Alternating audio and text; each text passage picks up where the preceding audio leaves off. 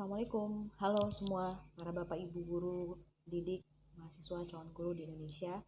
Video ini adalah video serial terampil mengajar yang membahas topik-topik pendidikan dan pembelajaran di kelas yang dimuat ke dalam beberapa seri. Semoga bermanfaat. Pada video serial terampil mengajar kali ini, saya akan menjelaskan beberapa model-model pembelajaran yang bisa Anda gunakan di kelas untuk membantu proses pembelajaran. Baik, apakah Anda sudah siap untuk memulai materi di serial terampil mengajar kali ini? Sebelum kita masuk ke materi, saya ingin Anda mempersiapkan beberapa hal, diantaranya gadget atau alat tulis untuk mencatat kegiatan selama proses pembelajaran berlangsung. Kemudian buku referensi, fungsinya untuk membantu Anda dalam menentukan topik atau tema yang akan diberikan kepada siswa. Kemudian siswa itu sendiri yang sudah dibagi ke dalam home group dan expert group. Siswa sudah dibagi dalam home group yang terdiri dari 5 sampai 6 orang, di mana satu kelompok tersebut harus heterogen ya, baik itu kecerdasannya, kognitifnya, maupun jenis kelamin. Oke, kemudian ada expert group. Nah, expert group ini adalah grup ahli yang diambil dari setiap kelompok nantinya. Selanjutnya, ada class roles dan tujuan. Anda cukup menonton dan melakukan saja nanti. Jadi ketika sudah menonton, saya berharap Anda semua bisa termotivasi untuk melakukan. Tujuan dari video ini adalah mudah-mudahan Anda semua nanti bisa mengajar, kemudian memahami apa itu model jigsaw ya. Oke, baiklah, seperti yang dituliskan dan dicantumkan pada slide sebelumnya, mungkin Anda sudah tahu ya bahwa hari ini kita akan belajar mengenai model jigsaw. Oke, hal yang pertama harus kita pahami terlebih dahulu adalah tentang konsep dan definisi tentang model jigsaw itu sendiri ya. Model belajar jigsaw dikembangkan pertama kali oleh Elliot Aronson. Nah, jigsaw merupakan bentuk dari model pembelajaran kooperatif ya, karena dia melibatkan kelompok. Kemudian metode ini bertujuan untuk meningkatkan rasa tanggung jawab terhadap pembelajaran diri sendiri maupun pembelajaran orang lain. Nah, atau dalam prinsip dari cooperative learning itu disebut dengan ketergantungan positif. Maksud dari ketergantungan positif di sini adalah siswa tidak hanya mempelajari materi yang diberikan, tetapi mereka juga harus siap memberikan dan mengajarkan materi tersebut kepada kelompoknya. Nah, hal yang perlu dicatat dari metode jigsaw ini adalah adanya kelompok asal atau home group yang terdiri dari 5 sampai 6 orang dan kelompok ahli atau expert group. Nah, inilah mengapa jigsaw dikatakan sebagai bagian dari cooperative learning. Kemudian slide selanjutnya ada langsung kita beranjak ke 7 langkah model jigsaw. Oke, step pertama, pada langkah pertama ini silakan Anda membuat kelompok asal atau kita sebutnya home group antara 5 sampai 6 orang. Kelompok asal ini merupakan kelompok awal yang dibentuk dengan memperhatikan keragaman ya dan latar belakang siswa. Istilahnya harus heterogen ya. Guru harus terampil di sini dalam mengetahui latar belakang siswa agar tercipta suasana yang baik bagi setiap anggota kelompok. Jadi jangan sampai nanti satu kelompok itu pintar semua atau yang sedang semua gitu atau yang kurang semua. Jadi semua harus heterogen ya. Kemudian di langkah kedua Anda membagi materi sebanyak 5 sampai 6 segmen atau topik. Nah, topik atau segmen ini sebanyak jumlah kelompok asal ya.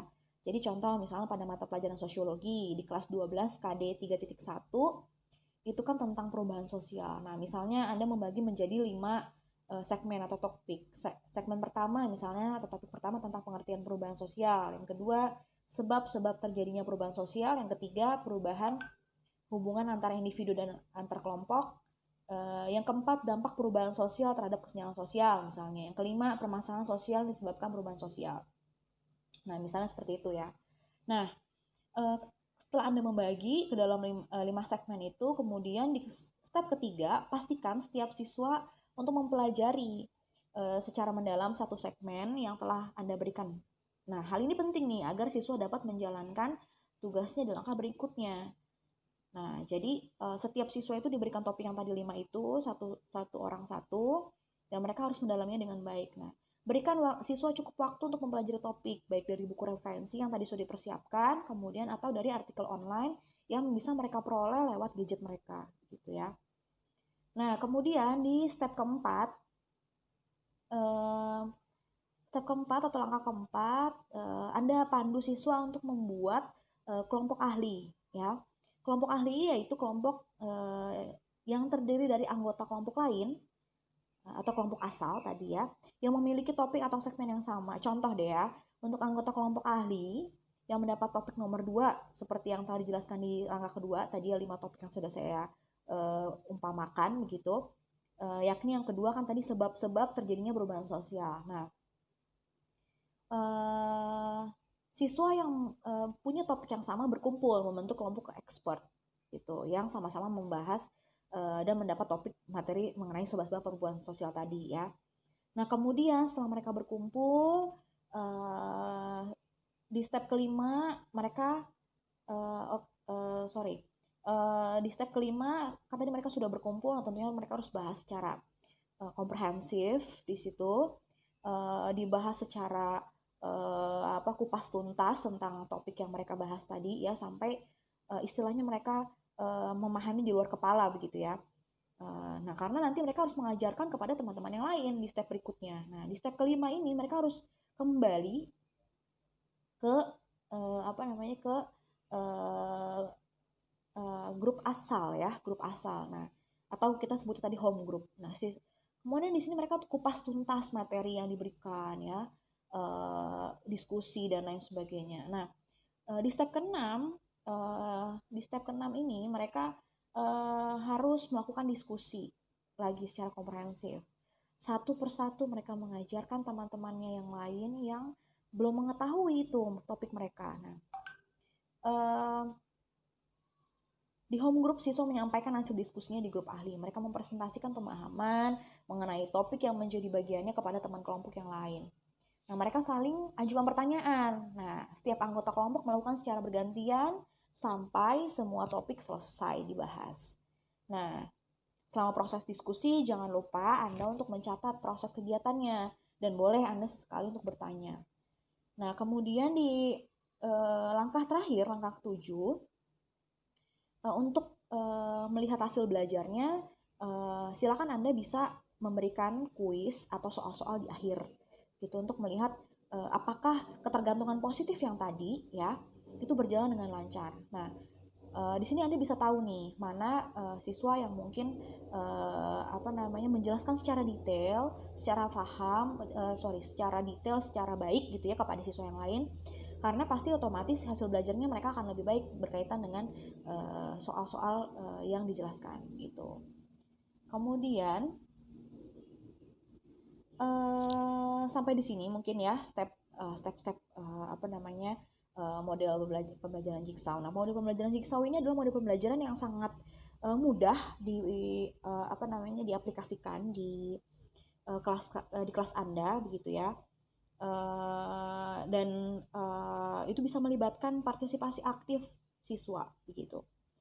Oke, kesimpulan dari terampil mengajar serial terampil mengajar kita kali ini dengan seri metode pembelajaran Jigsaw adalah yang pertama, metode Jigsaw adalah bagian dari cooperative learning ya. Jadi karena melibatkan kelompok ini sangat penting sekali.